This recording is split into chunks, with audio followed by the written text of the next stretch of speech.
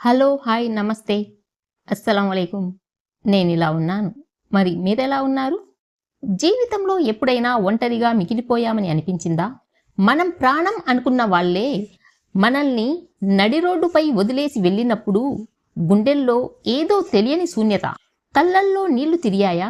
నాకు ఎవ్వరూ లేరు, నా పరిస్థితి ఇంతేనా అని గదిలో కూర్చొని ఏడ్చిన రాత్రులు మీకున్నాయా? నిజానికి ఆ సమయంలో మన మనసు వెతికేది ఒకే ఒక్కటి. ఎవరైనా వచ్చి మన భుజం తట్టి నేనున్నాను అని సపోర్ట్ ఇస్తే బాగుండును అని. కానీ గుర్తుపెట్టుకోండి, ఈ ప్రపంచంలో ఉచితంగా లభించేది ఒకే ఒక్కటి. అది సలహా మాత్రమే, సహాయం కాదు.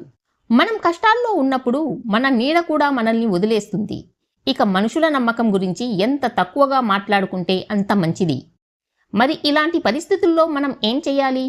మనల్ని వదిలేసిన వాళ్ళ ముందు మోకాళ్ళ మీద నిలబడి సపోర్ట్ కోసం బ్రతిమిలాడాలా?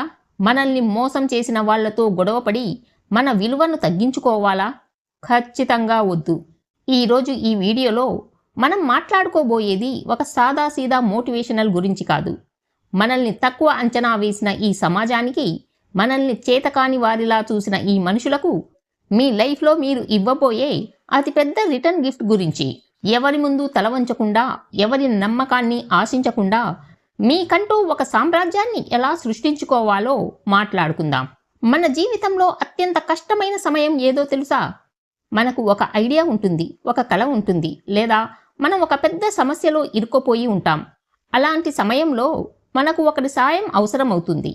అది ఆర్థిక సహాయం కావచ్చు, మానసిక మద్దతు కావచ్చు, లేదా మనల్ని ముందుకు నడిపించే ఒక చిన్న పుష్ కావచ్చు. అలాంటి టైంలో మనం ఏం చేస్తాం? మనకు బాగా క్లోజ్ అనుకున్న వాళ్ళ దగ్గరికో, రిలేటివ్స్ దగ్గరికో వెళ్ళి మన పరిస్థితిని వివరిస్తాం. ప్లీజ్ నాకు ఈ ఒక్కసారి హెల్ప్ చెయ్యి, నీ రుణం ఉంచుకోను అని బ్రతిమిలాడుతాం. అవునా? కానీ ఇక్కడే మనం జీవితంలో అతిపెద్ద తప్పు చేస్తున్నాం.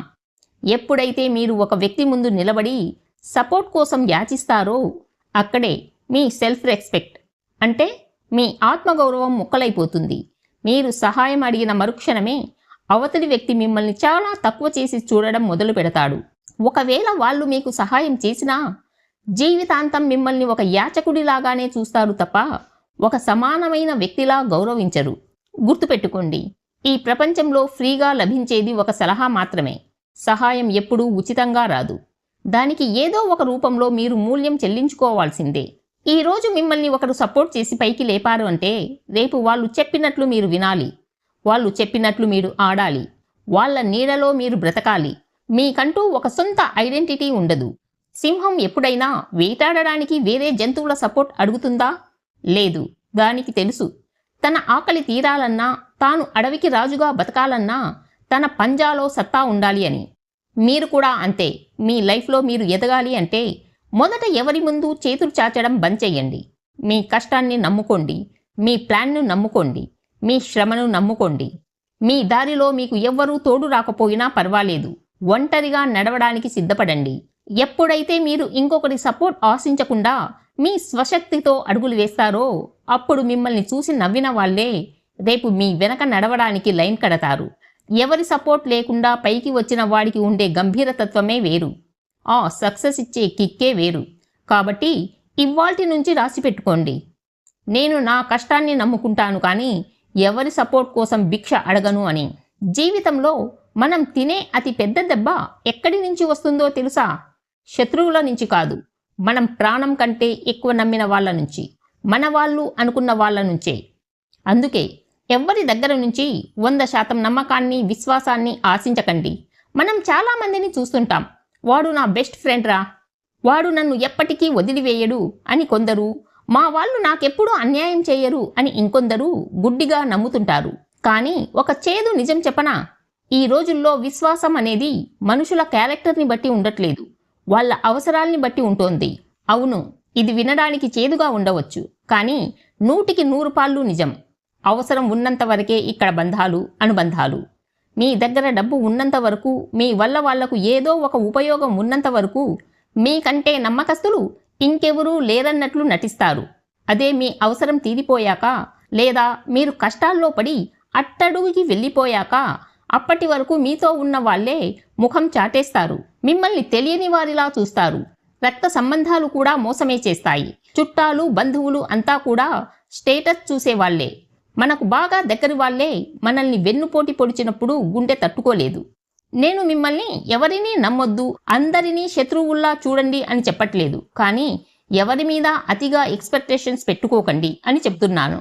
మనుషుల మీద అతిగా నమ్మకం పెట్టుకుంటే రేపు వాళ్ళు మారినప్పుడు ఆ బాధను తట్టుకోవడం మీ వల్ల కాదు. ఆ నమ్మక ద్రోహం మిమ్మల్ని మానసికంగా కృంగదీస్తుంది, మీ కెరియర్ను నాశనం చేస్తుంది. కాబట్టి ఎవరైనా మీకు నమ్మకంగా ఉంటే సంతోషించండి. ఒకవేళ వాళ్ళు మిమ్మల్ని మోసం చేసి వెళ్ళిపోతే ఓకే, వీడి అవసరం ముగిసింది, నా లైఫ్లో వీడి పాత్ర ఇంతవరకే అనుకొని లైట్ తీసుకోండి. అంతే తప్ప వాళ్ళు మారారు అని కూర్చొని ఏడవడం వల్ల మీ సమయం, మీ జీవితం వృధా అవుతాయి. మీ నమ్మకాన్ని మీ లక్ష్యం మీద పెట్టండి, మనుషుల మీద కాదు. సపోర్ట్ లేదు అని ఏడ్చాం, నమ్మిన వాళ్ళు మోసం చేశారని బాధపడ్డాం. ఓకే, మరి ఇక్కడితో మన జీవితం అయిపోయిందా? మమ్మల్ని వదిలేసి వెళ్ళిన వాళ్ళు హ్యాపీగా ఉంటే మనం మాత్రం ఇంకా పాత జ్ఞాపకాల్లో ఉండి మన లైఫ్ను నాశనం చేసుకోవాలా? ఖచ్చితంగా వద్దు. ఇప్పుడు గేమ్ చేంజ్ అవ్వాలి. అన్నింటికంటే ముందు మీ విజయాన్ని మీరు నిర్మించుకోండి.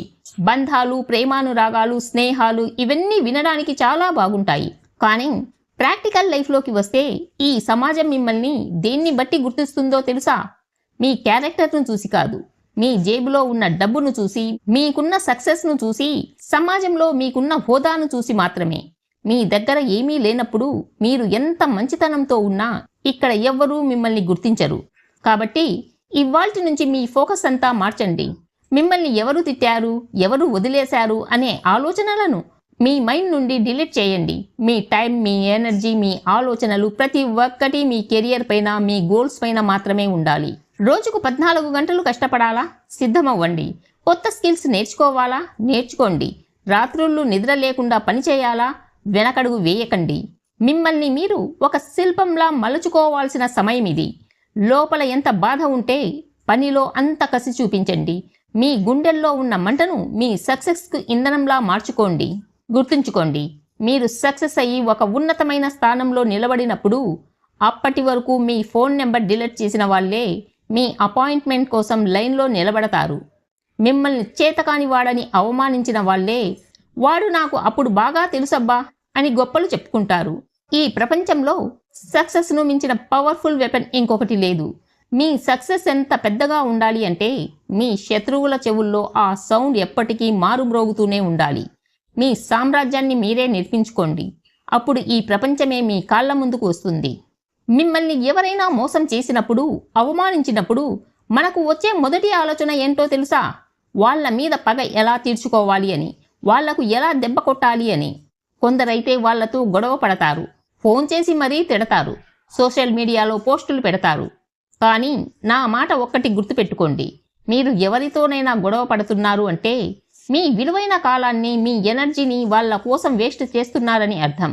మీ కోపం ద్వారా కూడా వాళ్లకు మీ లైఫ్లో ఇంపార్టెన్స్ ఇస్తున్నారనే విషయం మర్చిపోకండి. అది అసలైన ప్రతీకారం అనిపించుకోదు.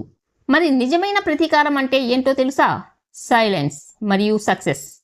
మిమ్మల్ని వదిలేసి వెళ్ళిన వాళ్ళు, మీ గురించి తప్పుగా మాట్లాడిన వాళ్ళు రేపు ఒకరోజు పొద్దున్నే లేచి టీవీ ఆన్ చేసినా, సోషల్ మీడియా ఓపెన్ చేసినా, లేదా నలుగురిలోకి వెళ్ళినా అక్కడ మీ పేరు వినిపించాలి.